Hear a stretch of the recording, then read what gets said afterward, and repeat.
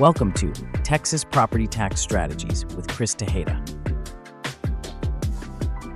Welcome to Texas Property Tax Strategies with Chris Tejeda. Chris is an attorney at Boling Tejeda in Allen, Texas, where he focuses on commercial property tax disputes and litigation. He works with business owners and real estate investors across Texas to challenge unfair property tax assessments. I'm Shameika Rhymes, and today we're talking about breaking down the key differences between commercial and residential property taxes in Texas and what business owners should understand about how those differences can affect what they pay. Welcome back, Chris. Hi, Shameika. How are you? Good. How are you? I'm doing well. Thanks for asking. Great to see you. Well, Chris, can you explain the difference between commercial and residential property taxes in Texas? Well, in general, the procedures and the property taxes themselves are the same for both commercial and residential properties. By this, I mean that both properties pay taxes at the same set rate, and the only difference really is the value placed on the property. However, while most commercial properties are taxed at 100% of their value, with a few exceptions, a lot of residential property is appraised at 100% of the market, but taxed at a lower value than that.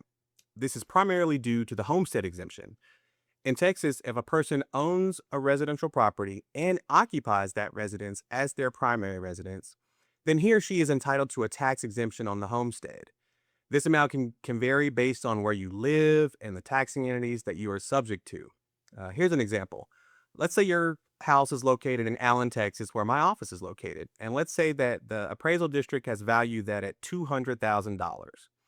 You would be subject to taxation from Collin County, from the Allen Independent School District, the City of Allen, and Collin College. Now, the Allen Independent School District grants a $140,000 exemption, meaning that instead of paying Allen ISD tax based on $200,000, you'll only pay based on $60,000 in value because of the $140,000 exemption. At today's tax rate, this would save a homeowner nearly $1,600, but commercial properties don't really get this treatment. So, why is valuing a commercial property usually more complicated than valuing a residential property? So the primary reason that commercial properties are more difficult to value than residential properties is that residential properties sell in larger numbers than commercial properties. In 2025, over 335,000 homes were sold in Texas, which gives the appraisal districts a lot of data that they can use to value other residences. There have been times where I've seen several houses on a single street sell within weeks of each other. Conversely, commercial property sales number far less. In 2025, less than 400 commercial office buildings were sold. Only about 150 hotels were sold in Texas during that same time. With fewer sales of properties, appraisal districts have less data that they can use to determine value.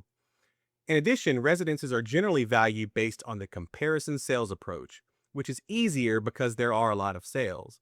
Commercial properties can also be based on sales, but they are often valued based on the amount of income that they generate annually. This can be tough to determine without exploring a property's financials, which unfortunately appraisal districts don't often have access to.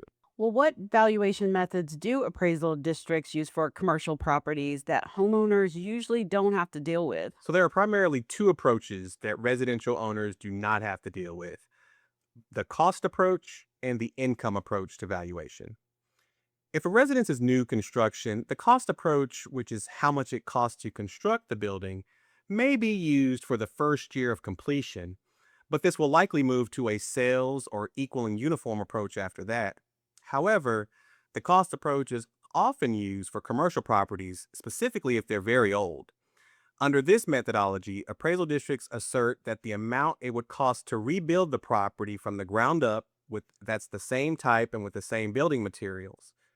Likewise, residential property owners rarely, if ever, deal with the income approach. Even if a residential property is used as an income-producing rental, as opposed to an owner-occupied residence, the appraisal districts still primarily use the comparable sales method to value the property. And if a property is generating rental income, how does that affect how the property is valued for tax purposes? And is there a difference? I'm just throwing this in there. Is there a difference if it's like I forgot, it's like the ADU, and I forget what it stands for, but that I'm like a tiny home or whatever it is in the backyard. Yes, this is a great question. Income generation directly affects the value of commercial properties mainly because most commercial properties are valued on the income approach. The best example of this is hotels. Hotels generate revenue by selling rooms by the night, but they also have to spend money on expenses to run the hotel, things like salaries and wages for the staff who run the hotel, or supplies used for cleaning the hotel, or other operating expenses. The appraisal district will calculate the net income, apply a capitalization rate, and come to a resulting value. Changes in your revenue or your expenses can lead to a higher or lower net operating income, which could directly affect your appraised value. Now, when it comes to ADUs, we often see the same thing, but it really depends on how often the ADU is rented out versus how often it is occupied by the resident of the property. We see this in things like Airbnb and VRBOs, where a person may be renting out an ADU that's in their backyard. Now, these will often come through on the income approach because they are used for constant rentals that are short term. But when we're talking about long term rentals of like a full house, those are still on the comparable sales approach. Thank you for explaining that.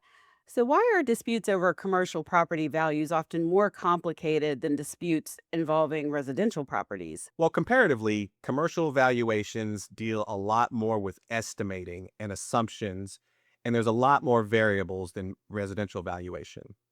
When appraisal district use the income approach, they are making an estimate of the income produced by the property. They're making an estimate of the amount of expenses that the property should accrue and an estimate of the capitalization rate that should be applied. Now, they base their estimations on what they believe to be the market parameters for those items, meaning that it's their interpretation of what they are seeing in the market. Complex valuations often involve expert witnesses who are usually state certified real estate appraisers who can convey their expert opinion of the market value of the property based on the income that it's being produced. But residential appraisal regularly relies on the comparable sales approach. And with an active residential market in Texas, appraisal districts have a plethora of data about the market value of those properties. So we see different types of valuations. And so, why can properties like hotels, apartment complexes, retail centers, or office buildings be harder to value accurately? Well, each of these properties has its own unique complexities. So let's look at a few of them. So, for example, multifamily properties or apartment complexes. There can be drastic differences between properties, like variances in average unit size, or the location, or the amenities provided by the apartment complex, or maybe even the rent that's collected. These aren't always things that we see when the appraisal district does its mass appraisal. If we look at hotels, hotels come in all shapes and sizes, everything from small, cheap economy hotels to full service luxury hotels. Some hotels are in higher demand because they are close to entertainment districts or large universities. Some office buildings, particularly in the downtown areas of cities, are very old and outdated. But there are other buildings that are brand new with all the latest technology and conveniences available on the market. But differences in location and amenities can create large variances in property values due to supply, demand, and other variables. When property owners and appraisal districts disagree on the individual items that come together to render a final value, the disputes can get heated and even lead to a jury trial to solve the disputes. And that's where I come into play. And I don't know about if this is exactly how it is where you are in Allen, Texas, but in North Carolina, it seems like our apartment buildings and office buildings being built literally on top of each other. There's no green space left. And how does that affect that? The tax assessments, appraisals, all that. This is another great question. One thing that I've noticed is that it depends a lot on the demand. Here in North Texas, where I'm located, there is a very high demand for real estate, particularly residential properties. And we're seeing a lot of people move from other states that may have an income tax or something else that hurts them. And they decide, okay, I'm going to move to Texas where we have no state income tax. And it's creating a very, very high demand for things like apartment complexes and residences. We also in Texas have are the new residents of the Texas exchange market called Y'all Street. And so that has suddenly created a very large demand for office space. However, there's companies that are very reluctant to move into the old buildings of downtown that were built in the 70s and 80s They want the brand new buildings that have all the bells and whistles so that they can run their company effectively. And so supply and demand plays a huge role, and it can actually make properties more valuable if the demand for them is very high. I guess I could see where that is a plus. What assumptions do appraisal districts sometimes make about commercial properties that can lead to inflated tax assessments? Well, appraisal districts make several assumptions on the value. In fact, the appraisal district's valuation, which is based on mass appraisal, is all an assumption. The appraisal districts assume that every property operates just like the market operates. They assume that rents are the same. If one retail shop gets a certain rent and another retail shop of similar size is nearby, they should get the same rent. But this isn't always the case.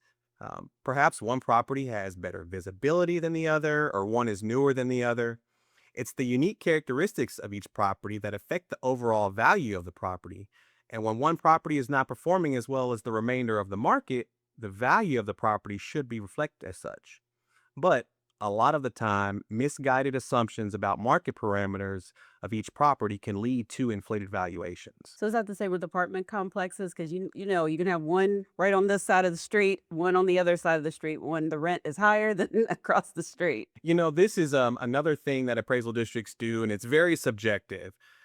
They place apartments in classes, in class A, class B, class C, and it's supposed to be putting like apartments together. So your higher end luxury apartments that are, maybe 10 or 20 years old, those are your class A's. Class B is a little older. Maybe the amenities aren't as nice. Maybe the apartments don't have connections for washers and dryers. Um, Class C is what we actually see the most of. These were generally built as far back as the 1960s or 70s, often called garden style apartments. It's the ones where you walk up from the outside to your apartment, or maybe you have to walk upstairs that are on the outside. And so there's a lot of subjectivity in there. What's a class A? What's a B? What's a C?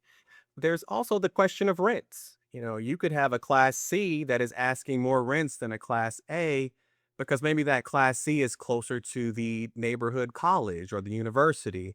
Or maybe there's a large factory in town and this is the closest apartment to it that, in fact, it's so close that you can live here and walk to work, which may make those rents a little higher than something that's several miles away. So it is very subjective, and unfortunately, the appraisal districts are doing the best they can, but it's job of the property owner to come in and make sure that these appraisals are accurate. Our final question for today: what mistakes do business owners make when managing property taxes that can end up costing them more money over time? Sure. One of the biggest mistakes that I see owners make is failing to protest their property values annually. When it comes to property valuations, I believe that when property owners fail to fight their value, the appraisal district sees this as acquiescence. This is particularly true if a value increases year over year and the owners don't protest. That failure to protest sets the new floor of the value, and it'll be extremely hard to get the property's value reduced below that new floor absent some type of financial or economic collapse like we saw back in 2008 during the Great Recession. Unfortunately, another big mistake that I see that can cost owners thousands of dollars in additional property taxes and penalties is the failure to pay their property taxes when they are due. Now, in Texas, property taxes are due in January of every year for every piece of real property and some personal property in Texas. That's every year. If those taxes are not paid timely, not only can this lead to severe penalties, interest, collection costs, and attorney's fees, but property owners can also lose all of their rights to protest or to continue a protest if the appraisal district's value, if they fail to pay these taxes before they become delinquent. At my firm, one of the first documents that my new or potential clients see is an engagement agreement that states in bold capital letters, the failure to pay your taxes before they become due jeopardizes the continuation of our appeals. And they agree that they'll pay those taxes in full. And if they're unable to pay them in full or at all, they're going to contact me far, far before the date in which the taxes become delinquent.